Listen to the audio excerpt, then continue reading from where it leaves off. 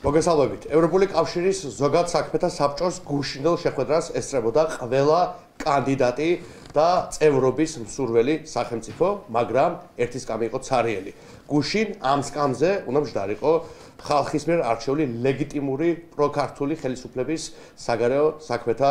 მინისტრი და საქართველოს ხალხის 84%-ის სახელით მოეთხოვა ევროკავშირში საქართველოს გაწევრიანების პროცესის დაუყოვნებლივ გახსნა. მაგრამ გუშინ ეს სკამი იყო ცარიელი და ამას გვამცნობს თვითონ ევროპული კავშირი და გვამცნობს ქართულ ხალხს, ვისაც გველიან ერთად ევროპული კავშირის წიაღში და არა ქართულ ოცნებას, რომელიც არ ყოფილა მიწვეული, როგორც არაღიარებული თვითგამოცხადებული ხელისუფლება, რომელსაც არც ერთ დემოკრატიულ ქვეყანაში აღარ ელიან, აღარ ესალმებიან და აღარ ეთანამშრომლებიან. არჩევნებიდან 4 თვის თავზე არც ერთი ცივილიზებული სახელმწიფო არ ეთანამშრომლება საქართველოს ეგრეთ წოდებულ მთავრობას და არც მის ეგრეთ წოდებულ საგარეო საქმეთა მინისტრს, რომელიც დღეს საქართველოს საერთაშორისო იზოლაციაში მოქცევითაა დაკავებული და არა იმ პარტნიორობების გაღრმავებით,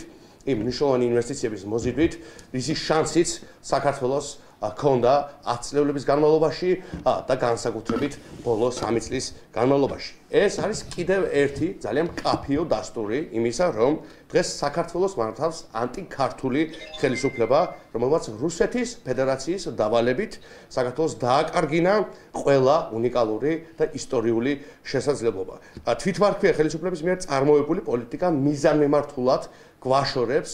იმ სივრცეს, სწორედ იმ სივრცეს, სადაც არის მშვიდობა, კეთილდღეობა და უსაფრთხოება და გვაახლოვებს სწორედ იმ სივრცეებთან და სახელმწიფოებთან, სადაც არის ომი, ქაოსი და არასტაბილურობა. პარალიზებული ქმედ უუნარო პარლამენტის,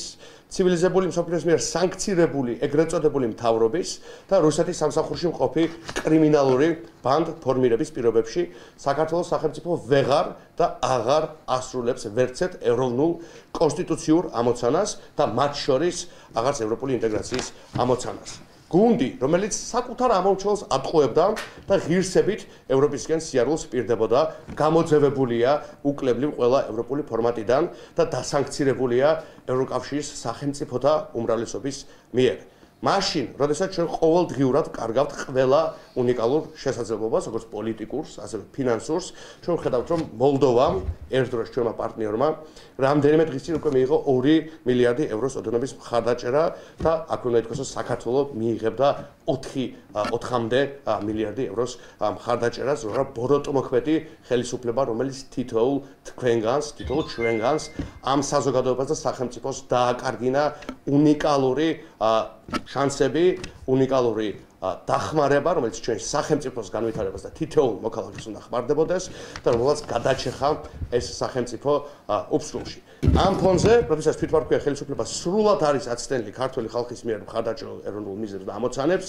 როდესაც ქმედ უუნარო პარალიზებული პარლამენტი არ და ვერ ახდენს კონსტიტუციით განცხადებული მიზნების განხორციელებას, რასაკვირველია, ერთადერთი გამოსავალი შექმნის სიტუაციიდან არის ახალი საპარლამენტო არჩევნების ჩანიშვნა და რუსეთის მსახური ხელისუფლების განდევნა.